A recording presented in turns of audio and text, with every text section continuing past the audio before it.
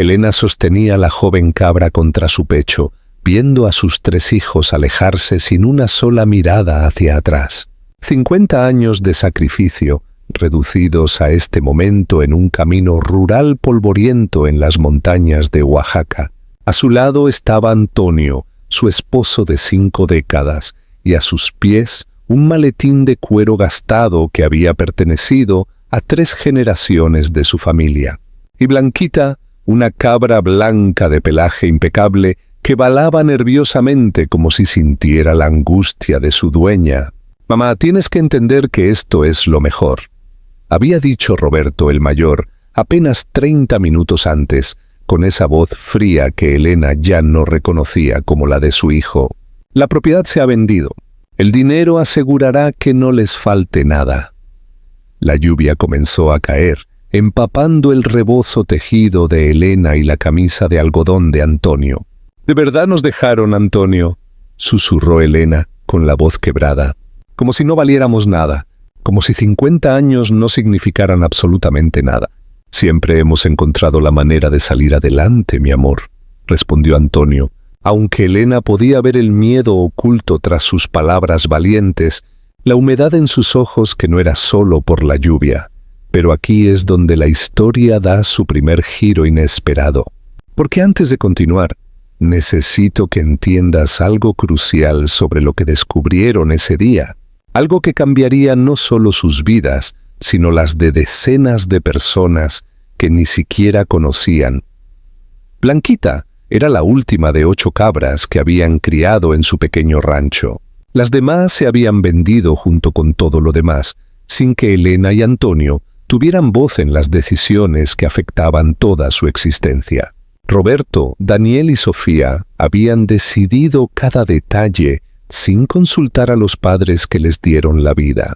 Vendieron la pequeña propiedad donde la pareja había construido sus sueños durante más de 35 años, alegando que ya no tenían la capacidad de mantenerla. «Trabajamos toda la vida en esa tierra», murmuró Elena, apretando a Blanquita con más fuerza. «Crié a los 3 vendiendo queso de cabra, haciendo conservas para el mercado del pueblo, cuidando cada peso como si fuera oro. Y ahora los que no valemos somos nosotros». Un camión apareció entre la lluvia, reduciendo la velocidad junto a ellos. El conductor, un hombre barbudo llamado Fernando, los miró con auténtica preocupación. «¿Necesitan ayuda?», preguntó.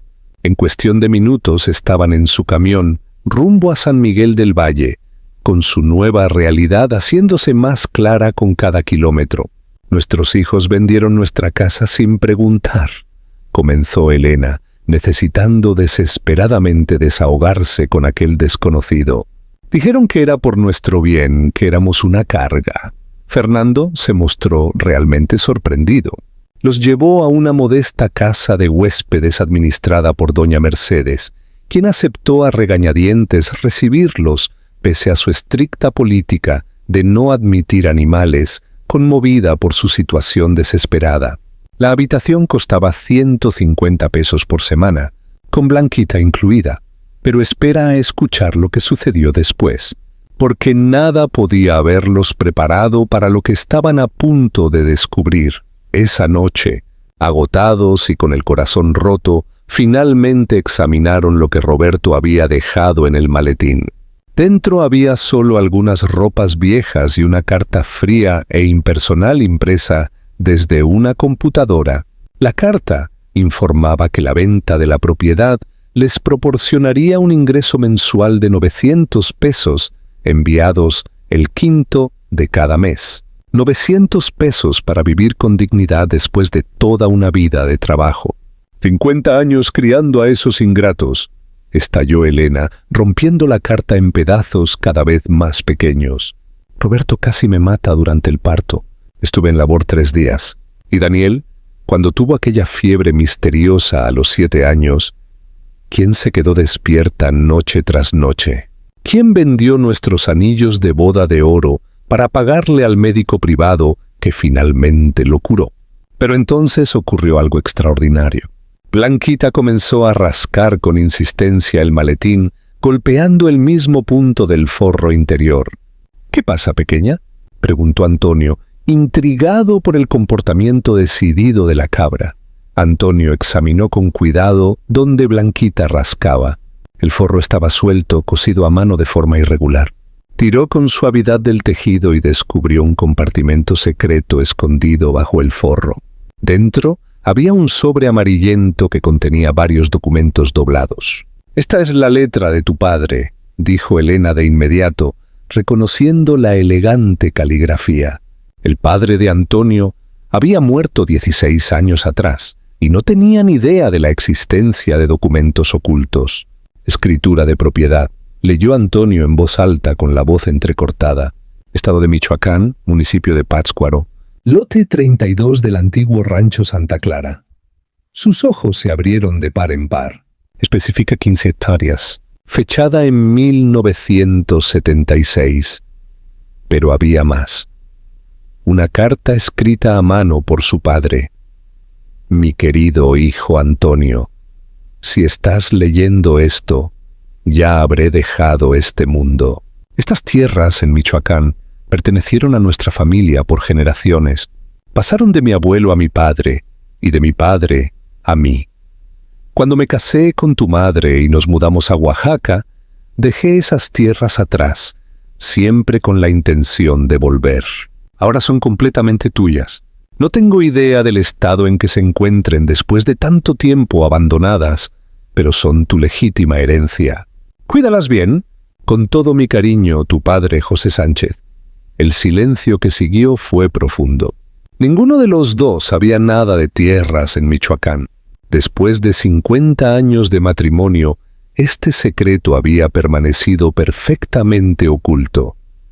A la mañana siguiente buscaron ayuda legal y finalmente conocieron al licenciado Alfredo Morales, un abogado honesto que aceptó investigar la propiedad. Pero antes se toparon con Rodrigo Torres, un abogado corrupto que intentó robarles los documentos, exigiendo la mitad del valor de cualquier hallazgo. Fue Blanquita quien volvió a salvarlos, escapando de la habitación y entrando de golpe en la oficina de Torres, atacándolo con sus pequeños cuernos el tiempo suficiente para que ellos recuperaran los documentos y huyeran. ¿Cómo salió Blanquita del cuarto?, preguntó Elena, jadeando mientras se refugiaban en una plaza lejana. «No tengo idea, pero esta cabra acaba de salvarnos de perderlo todo», respondió Antonio. Fue entonces cuando conocieron a Alfredo Morales, el verdadero abogado que cambiaría su destino. A diferencia de Torres, Alfredo los escuchó con auténtica compasión. Revisó cuidadosamente los documentos y dijo algo que alteraría su destino. «Esto parece completamente legítimo y potencialmente muy valioso». Alfredo explicó que verificar todo costaría 700 pesos por tarifas oficiales y viaje a Michoacán, pero que él donaría sus servicios profesionales. «Mi padre fue campesino toda su vida», explicó. «Cuando envejeció y enfermó, mis hermanos y yo lo cuidamos hasta su último día. Pero sé que no todas las familias actúan así. Cuando puedo ayudar, lo hago». Durante la siguiente semana, Elena se levantó antes del amanecer para hornear pan, vendiéndolo en las calles. Antonio trabajó en una tienda de abarrotes a pesar de su mala espalda. Juntos, con el primer pago de sus hijos, reunieron exactamente 700 pesos. 3 semanas después, Alfredo regresó con noticias que lo cambiarían todo. «Las tierras existen», confirmó. «Están registradas a nombre de tu padre y ahora legalmente son tuyas. Pero hay más», pausó. «Esas tierras han aumentado exponencialmente de valor. Toda la región de Pátzcuaro está en desarrollo turístico. Tus 15 hectáreas valen, siendo conservadores, al menos 350,000 pesos, posiblemente hasta $500,000. Elena comenzó a llorar incontrolablemente. Era una suma de dinero que nunca habían imaginado ni en sus sueños más salvajes. Pero esto es lo que hace que esta historia sea verdaderamente extraordinaria, porque lo que Elena y Antonio hicieron después definiría no solo su legado, sino las vidas de innumerables personas. «Hay una complicación», continuó Alfredo. Una familia ha estado viviendo en la tierra durante 9 años. Tienen una casa, cultivos, animales. Legalmente pueden desalojarlos o pueden negociar. Necesitamos ver esas tierras, dijo Elena con determinación. Necesitamos conocer a esa familia antes de tomar cualquier decisión. Al día siguiente, viajaron a Pátzcuaro. Lo que encontraron era hermoso.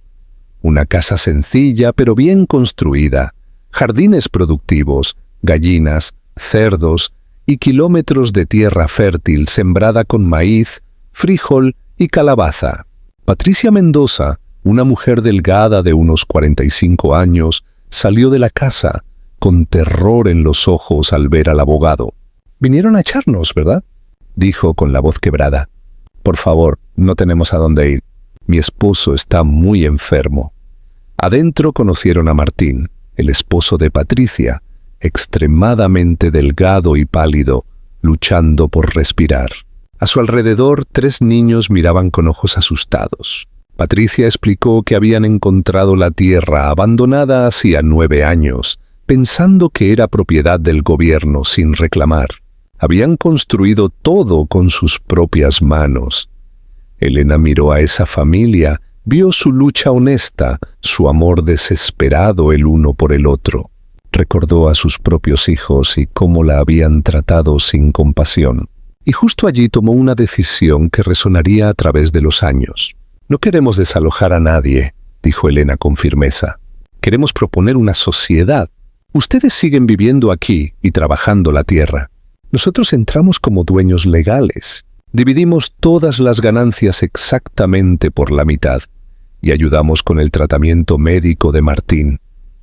Patricia comenzó a llorar. «¿De verdad harían eso por nosotros? Pero somos completos extraños». «Hoy son extraños», dijo Elena con sabiduría. «Mañana podrían ser nuestros socios y, quién sabe, con el tiempo, tal vez incluso amigos». Se redactó el contrato. Patricia y Martín tendrían derechos de por vida para vivir y trabajar la propiedad. Las ganancias se dividirían por igual. Elena y Antonio ayudarían con todos los gastos médicos de Martín.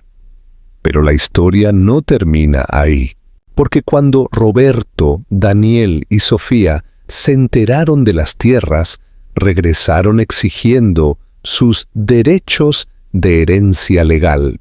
Aparecieron en la casa de huéspedes, no para disculparse, sino para reclamar lo que creían merecer. «Tenemos derecho a una parte de esas tierras», dijo Roberto fríamente, como si estuviera en una reunión de negocios. La confrontación se intensificó. Durante la discusión, Blanquita escapó por una ventana abierta. Elena corrió tras ella hacia el patio trasero, tropezando violentamente con una raíz expuesta y cayendo con fuerza. Su grito de dolor fue devastador. Se había fracturado el tobillo. Y esto fue lo que ocurrió después, que te hará cuestionar todo sobre la familia. Roberto, Daniel y Sofía se quedaron en la entrada del patio, discutiendo entre ellos sobre la herencia, mientras su madre yacía en el suelo con el dolor más intenso. «¿Deberíamos ayudarla tal vez?», preguntó Sofía con duda. «Deja que papá se encargue», respondió Roberto fríamente. «Tenemos que mantenernos enfocados en el tema de las tierras». «Monstruos», gritó Antonio con toda la fuerza de sus pulmones. «Lárguense de aquí inmediatamente. Váyanse y no vuelvan a aparecer frente a nosotros jamás». Los hijos se fueron, pero no sin antes amenazar con acciones legales. Sin embargo, Antonio y Alfredo se movieron rápidamente, transfiriendo legalmente la mitad de la propiedad al nombre de Elena, mientras Antonio aún vivía, protegiéndola de futuras reclamaciones de herencia. Cuando los hijos demandaron, el juez no solo desestimó su caso, sino que los reprendió públicamente. «Es absolutamente vergonzoso ver a hijos adultos actuar de esta manera», dijo el juez con severidad, intentando despojar a sus padres ancianos mientras aún están vivos. «Tengan al menos un mínimo de decencia». Derrotados legalmente, los hijos intentaron difundir rumores maliciosos por el pueblo, pero la comunidad se unió en apoyo a Elena y Antonio. Las personas que compraban el pan de Elena a diario, los comerciantes que conocían el trabajo honesto de Antonio Los vecinos que habían sido testigos de todo, todos se posicionaron firmemente a favor de la pareja anciana. Entonces llegó Gabriela, una enfermera del hospital regional y sobrina de Patricia. «Sé toda la verdad sobre ustedes», dijo. «Sé que sus hijos los abandonaron. Sé de las tierras heredadas. Y quiero ayudar». Gabriela los ayudó a acceder a programas gubernamentales para adultos mayores vulnerables y a difundir la verdadera historia de su situación, contrarrestando eficazmente las mentiras de los hijos. Con la primera cosecha de Pátzcuaro, excepcionalmente buena ese año, Elena y Antonio recibieron 18,000 pesos después de la división igualitaria. Nunca habían visto tanto dinero junto. Y aquí es donde su historia se transforma de un triunfo personal a algo mucho más grande. «Antonio», dijo Elena pensativamente, «pasamos por todo lo que pasamos, ¿verdad?» El terrible dolor de ser abandonados, de no tener a dónde ir. Debe haber otros ancianos en exactamente la misma situación horrible. Otros cuyos hijos los abandonaron que no tienen nada. ¿Quieres ayudar a otros? Antonio lo entendió de inmediato. «Quiero crear un lugar», dijo Elena con determinación. «Un verdadero refugio donde los ancianos abandonados puedan vivir con dignidad, tener paz, sentirse valorados nuevamente». Usando el dinero de la cosecha y la ayuda legal gratuita de Alfredo, regresaron a Pátzcuaro para hablar con Patricia y Martín, quienes se enamoraron de la idea. «Aquí hay más que suficiente espacio», dijo Martín, ya notablemente recuperado de su enfermedad. «Podemos construir varias casas sencillas en la parte norte del terreno sin afectar los cultivos». Con la ayuda de Sofía, quien había regresado sola, genuinamente arrepentida, y con donaciones que comenzaron a llegar cuando la historia se difundió por la región, el proyecto tomó forma rápidamente. En solo 6 meses intensos, tenían 5 casas modestas pero dignas listas, además de la casa principal. «Cada persona anciana que venga a vivir aquí recibirá su propia cabra o gallinas», decidió firmemente Elena. «Así tendrán compañía fiel como la que yo tuve con Blanquita». El primer residente fue don Esteban, un hombre de 74 años que había sido dejado en un asilo público y olvidado por su familia durante más de 3 años. Llegó triste, callado, sin esperanza. «Este es su hogar ahora, don Esteban», dijo Elena con calidez, entregándole una pequeña cabra blanca idéntica a Blanquita. Esteban tomó la cabra con los dedos temblorosos. «Han pasado más de 50 años desde que toqué una cabra», dijo con la voz quebrada, «desde que vivía en el rancho con mis padres cuando era niño». Poco a poco llegaron más ancianos abandonados. Doña Carmen, cuyos hijos habían peleado violentamente por la herencia antes incluso de que muriera. Don Héctor, a quien un estafador había robado todo. Doña Magdalena, abandonada en una terminal de autobuses por su nuera. Cada uno recibió su propia pequeña casa y un animal compañero. El lugar fue llamado Refugio Esperanza, en honor eterno a la cabra blanca que había cambiado absolutamente todo. La historia comenzó a difundirse rápidamente por toda la región. Los periódicos locales escribieron artículos conmovedores. Una estación de radio realizó entrevistas. Finalmente, un canal de televisión estatal envió un equipo completo para hacer un reportaje especial. «Estamos aquí en Refugio Esperanza», dijo el reportero con emoción. «Un lugar extraordinario creado por una pareja de ancianos que fue cruelmente abandonada por sus propios hijos, pero que transformó ese inmenso dolor en amor incondicional para ayudar a otros en situaciones similares». El reportaje completo se transmitió en las noticias de la noche en horario estelar. Cientos de miles de personas en todo Oaxaca y Michoacán lo vieron, incluyendo a Roberto y Daniel, los 2 hijos mayores que nunca se habían arrepentido realmente. Vieron a sus padres en la televisión nacional. Vieron la felicidad genuina en sus rostros curtidos. Vieron el increíble bien que estaban haciendo y vieron también a Sofía, trabajando, sonriendo, siendo una verdadera hija. «Cometimos un error terrible», dijo Daniela a Roberto. Error es decir muy poco, respondió Roberto con amargura. Fuimos verdaderos monstruos sin corazón, pero el orgullo seguía siendo más fuerte que cualquier remordimiento. No buscaron a sus padres, simplemente se mudaron discretamente a otra ciudad, demasiado avergonzados para enfrentar lo que habían hecho. El reportaje televisivo trajo algo completamente inesperado. Donaciones masivas. Personas de absolutamente todo el país enviaron dinero, materiales de construcción, muebles, ropa y ofrecieron generosamente trabajo voluntario. Mira esto. Le mostró Antonio a Elena el nuevo teléfono celular que Sofía les había regalado, lleno de mensajes. La gente está escribiendo desde la Ciudad de México, desde Guadalajara, desde Monterrey, desde todas partes queriendo ayudar de alguna manera. Con las abundantes donaciones construyeron 5 casas adicionales. El gallinero se amplió enormemente.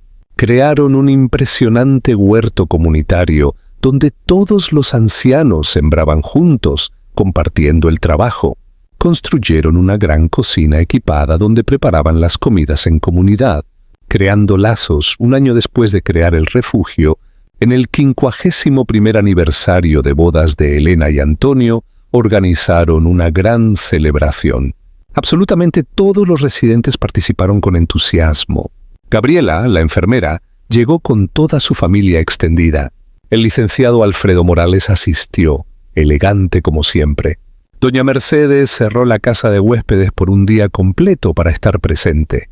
Fernando, el conductor del camión, apareció con un enorme pastel de 3 pisos. «Literalmente cambiaron mi vida», dijo Fernando con emoción. «Ver todo lo que lograron me inspiró profundamente. Ahora visito regularmente los asilos, llevando frutas y dulces a los ancianos olvidados que viven allí. Y yo convencí a la administración del hospital para organizar jornadas de salud gratuitas aquí», completó Gabriela. «Una vez al mes, médicos y enfermeras vienen a examinar a todos sin cobrar nada». Alfredo levantó su vaso de ponche solemnemente. «Un brindis por Elena y Antonio», dijo en voz alta, «quienes milagrosamente transformaron el cruel abandono en un refugio lleno de amor, quienes demostraron de manera concluyente que la edad definitivamente no define la capacidad de amar y ayudar». Todos brindaron emocionados. Elena miró lentamente a su alrededor, absorbiendo cada detalle. Vio rostros genuinamente felices, ancianos que habían llegado completamente destruidos y ahora sonreían con esperanza. Vio a Blanquita, ya bastante vieja, picoteando lentamente en medio de la fiesta, rodeada con cariño por docenas de cabras y gallinas. Vio a Antonio, su compañero inquebrantable de más de 5 décadas, con los ojos brillantes, llenos de lágrimas de pura emoción. «Lo logramos, mi viejo», susurró Antonio abrazándola. «Siempre lo hicimos, mi amor», respondió Elena. «Siempre juntos, sin importar qué». Sofía también estaba presente, viviendo ahora de forma permanente en una de las casas que había ayudado a construir con sus propias manos. Había dejado definitivamente la ciudad, cortado el contacto con sus hermanos y se había dedicado por completo a ayudar a sus padres en el refugio. «Mamá, papá», llamó Sofía poniéndose de pie con emoción. «¿Puedo decir algo importante?» Todos guardaron un respetuoso silencio. «Quiero pedir disculpas públicamente frente a todos», dijo Sofía con la voz temblorosa. «Sé que ya lo he hecho literalmente miles de veces en privado, pero necesito que todos los aquí presentes conozcan la verdad. Abandoné cruelmente a mis padres. Fui egoísta, terrible, imperdonable». Su voz se quebró por completo. «Pero ellos generosamente me perdonaron. Me dieron una segunda oportunidad que nunca merecí. Y por eso dedicaré absolutamente el resto de mi vida a honrar ese perdón inmerecido». Elena se levantó con dificultad por la rodilla, que siempre le dolía desde la caída, y abrazó fuertemente a su hija. «Ya lo honras, mi niña», dijo con ternura. «Cada día lo honras con tus acciones». La fiesta continuó alegremente hasta muy tarde. Cuando todos finalmente se fueron a dormir, Elena y Antonio permanecieron sentados en un banco de madera, mirando las pequeñas casas iluminadas por luces suaves. ¿Recuerdas aquel día terrible en el camino? Preguntó Elena, cuando los muchachos nos dejaron allí abandonados bajo la fría lluvia, con solo Blanquita y la vieja maleta. ¿Cómo podría olvidarlo? Respondió Antonio. Honestamente pensé que todo había terminado definitivamente. Pensé que ya no teníamos absolutamente nada, que no éramos nada para nadie. Antonio tomó su mano arrugada y la besó. Y míranos ahora, mi amor, rodeados de personas a las que amamos y que nos aman, haciendo el bien verdadero en el mundo, viviendo con verdadera dignidad. ¿Sabes qué aprendí, Antonio? Dijo Elena apretándole la mano. Que a veces necesitamos perder absolutamente todo para poder encontrar lo que realmente importa en la vida. Blanquita apareció lentamente y con dificultad saltó con esfuerzo al regazo de Elena, como hacía religiosamente cada noche antes de dormir. Y que una cabra puede literalmente salvarnos la vida, añadió Antonio, riendo y acariciando el pelaje ya apagado de Blanquita. En los meses siguientes, Refugio Esperanza continuó creciendo de manera constante. Ahora tenían capacidad para 20 ancianos, cada uno con su dolorosa historia única, cada uno con su fiel animal compañero. Entonces, recibieron una carta oficial de una organización nacional por los derechos de los ancianos, informándoles que habían ganado un premio nacional por iniciativa social excepcional. El premio incluía 50,000 pesos. Usaron el dinero sabiamente para mejorar sustancialmente las instalaciones. Construyeron una pequeña enfermería equipada, compraron equipo médico básico, contrataron una enfermera de medio tiempo y guardaron prudentemente una parte considerable para futuras emergencias. Pero como siempre en la vida, más desafíos los esperaban. Un día, un severo inspector municipal apareció sin previo aviso, diciendo que había recibido denuncias anónimas de que el refugio estaba operando irregularmente sin los permisos necesarios. Alfredo hizo algunas investigaciones discretas y descubrió la verdad. Habían sido Roberto y Daniel, los hijos que nunca se arrepintieron. La denuncia trajo un problema muy real.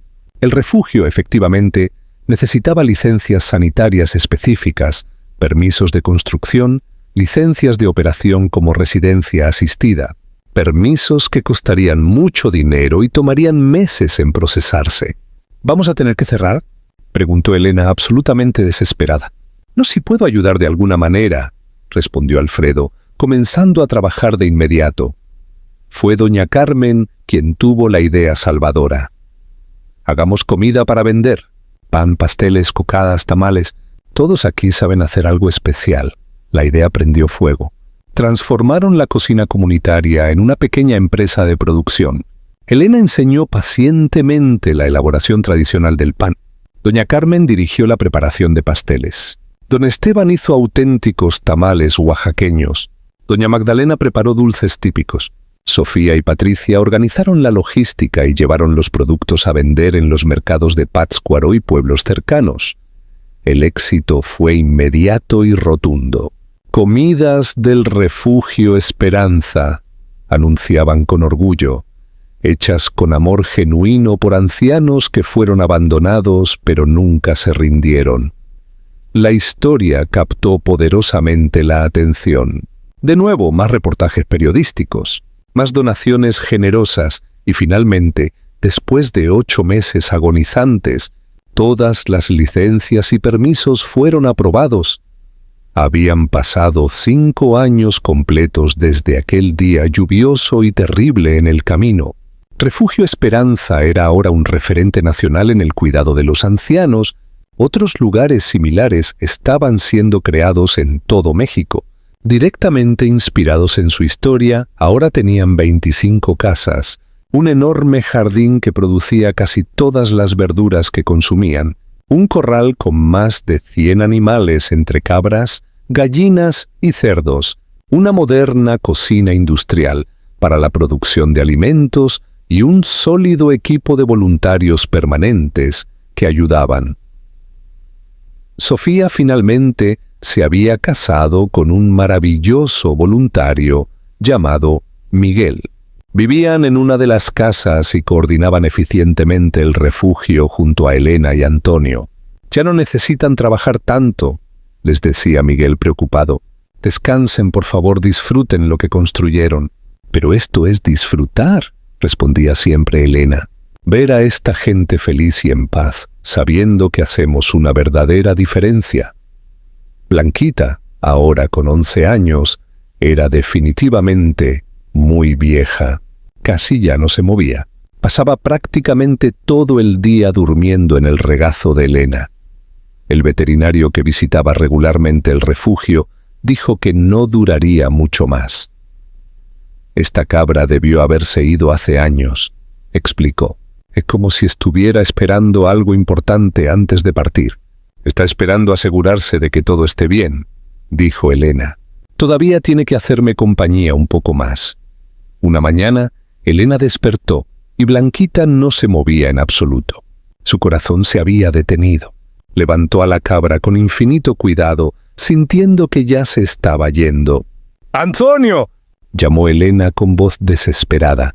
Llamaron a Sofía, a Miguel y a Gabriela. Todos se reunieron alrededor de Blanquita en respetuoso silencio. «Gracias, mi preciosa niña», susurró Elena, acariciando el pelaje blanco ahora opaco. Gracias por absolutamente todo. Por salvarnos, por darnos esperanza cuando no la teníamos, por quedarte con nosotros todos estos años. Blanquita abrió los ojos con esfuerzo, miró directamente a Elena y emitió un sonido suave, casi imperceptible. Luego cerró los ojos tranquilamente por última vez y dejó de respirar. Todos lloraron inconsolablemente. Enterraron a Blanquita de manera ceremonial en un rincón especial del refugio, bajo un árbol de jacaranda florecido. Colocaron una placa de bronce. Blanquita, la cabra blanca que cambió absolutamente todo, cumplió completamente su misión. Pero entonces ocurrió algo mágico. Una cabra blanca idéntica a Blanquita apareció misteriosamente en el refugio. Nadie, absolutamente nadie sabía de dónde había venido. Simplemente apareció una mañana y fue directamente hacia Elena. «Mira eso», dijo Sofía asombrada. «Es idéntica a Blanquita». «No es Blanquita», dijo Elena tomando con cuidado a la cabra. «Pero tal vez sea una señal del universo de que debemos continuar con este trabajo». Bautizaron a la nueva cabra como Milagro y rápidamente se convirtió en la nueva mascota oficial del refugio. Los años siguieron pasando inexorablemente. Elena y Antonio envejecieron más, se volvieron más frágiles físicamente, pero nunca perdieron ese brillo especial en los ojos. ¿Cansado, mi viejo?, preguntaba regularmente Elena. «Cansado, sí, pero profundamente feliz», respondía siempre Antonio. A los 80 y 82 años, respectivamente, finalmente decidieron pasar la gestión operativa completa del refugio a Sofía y Miguel. Pero siguieron viviendo allí, participando en lo que podían, haciendo lo que sus cuerpos les permitían. Una tarde, sentados en el mismo banco de madera donde se habían sentado incontables veces, viendo juntos el espectacular atardecer sobre el refugio que habían creado, Elena suspiró profundamente. «Valió completamente la pena, ¿verdad, Antonio?» «Cada segundo, cada lágrima, cada dolor, cada sacrificio», respondió Antonio. «Si pudieras volver mágicamente a aquel día terrible, en el camino bajo la lluvia, sabiendo absolutamente todo lo que pasaría después, ¿lo harías todo exactamente igual?» Antonio lo pensó con cuidado. «Lo haría sin dudar un segundo, porque todo ese sufrimiento fue precisamente lo que nos trajo hasta aquí.